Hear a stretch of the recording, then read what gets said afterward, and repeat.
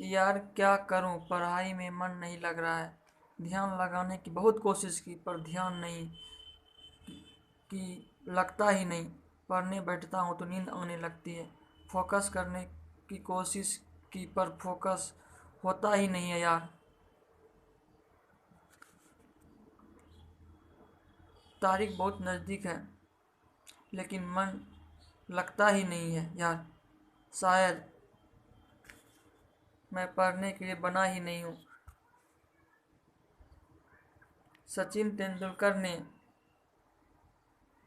कहाँ अपनी पढ़ाई पूरी की, उसके बावजूद वह इतना बड़ा क्रिकेटर बना। हाँ, सच कहा तुमने। सचिन तेंदुलकर ने अपनी पढ़ाई पूरी नहीं की लेकिन उसके बावजूद भी इतना बड़ा क्रिकेटर बन सका। लेकिन उसके मन में एक जिद आ गई थी जो कि पढ़ाई के बिना पूरी हो सके। और तुम्हारे मन में कौन सी ऐसी जिद है जो बिना पढ़ाई के पूरी हो सके? आप हमको बताओ। और तुम्हें क्या लगता है कि सचिन तेंदुलकर, विराट कोहली, महेंद्र सिंह धोनी, संजीव माहेश्वरी अपनी पढ़ाई पूरी नहीं की है? तो क्या ये सब अनपढ़ गंवार हैं? जितनी बुक्स के बारे में तुम्हें पता नहीं होगा उतना उससे कई गुना बुक्स तो ये हर हफ्ते पढ़ लेते हैं। बिल गेट्स को कौन नहीं जानता। वो अपने 64 वर्ष की उम्र में हर हफ्ते एक नई बुक्स पढ़ते हैं। तुम्हें लगता है कि बिना पढ़े वो सक्सेसफुल हो गए? वे तो आज ही पढ़ रहे हैं दोस्त। तब सवाल ये आता है, क्या पढ़ना ज़रूरी है? हाँ, पढ़ना बिल्कुल ज़रूरी है।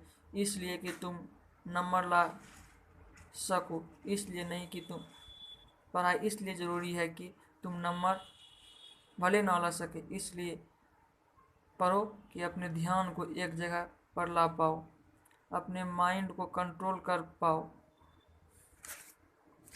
अपने कंट्रैक्शन पावर को इंक्रेज कर पाओ। एक विद्यार्थी के जीवन में सबसे बड़ी चुनौती पता है क्या है? अपने मन पर काबू पाना। जिस इंसान ने अपने मन पर काबू पा लिया वह दुनिया में कौन सा ऐसा काम है जो नहीं कर सकता। सबसे मुश्किल सब्जेक्ट को भी अगर तुमने पढ़ने के मन में ठान लिया,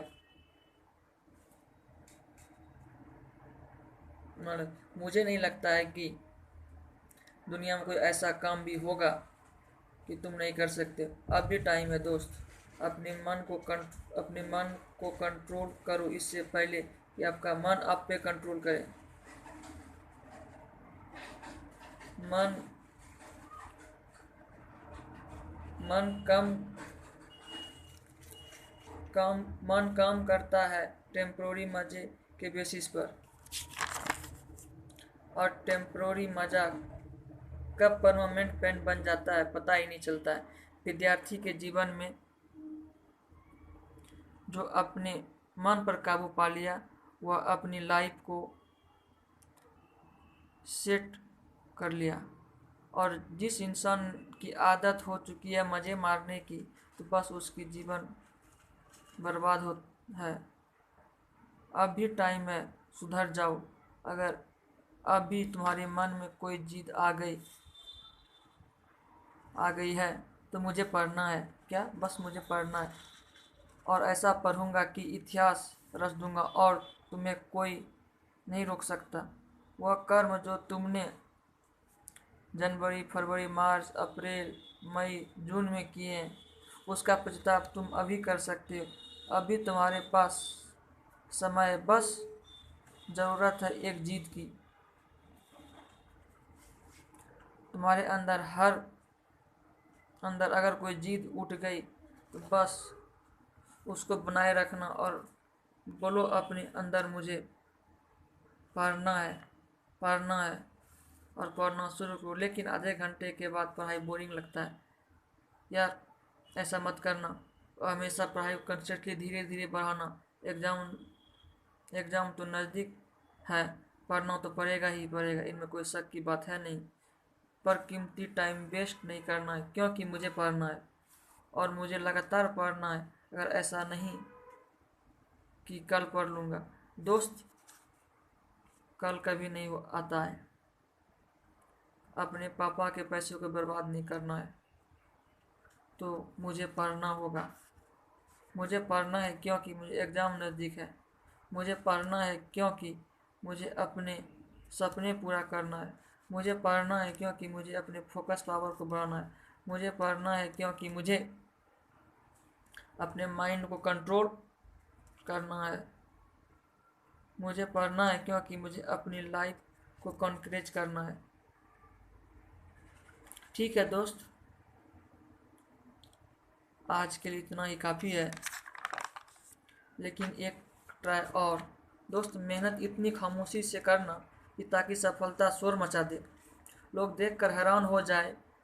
जो कभी नहीं पढ़ने वाला था वो इतने नंबर कैसे ला सकता है। दोस्त, बस एक बार अपने पापा के बारे में सोचो। दिन भर काम करके बस थोड़ा बहुत पैसा जुटा पाते हैं, और उसको भी मेरी बुक और हमारी स्कूल के फीस, कोचिंग के फीस में कर देते हैं, और अपने के लिए तो कुछ नहीं बचा पाते। इसलिए सिर्फ ताकि अपने पैरों पे खड़ा हो सको और उनके सारे सपने पूरे कर सको। लेकिन उन्हें क्या पता कि तुम क्या कर रहे हो। लेकिन दोस्त, हमें पता है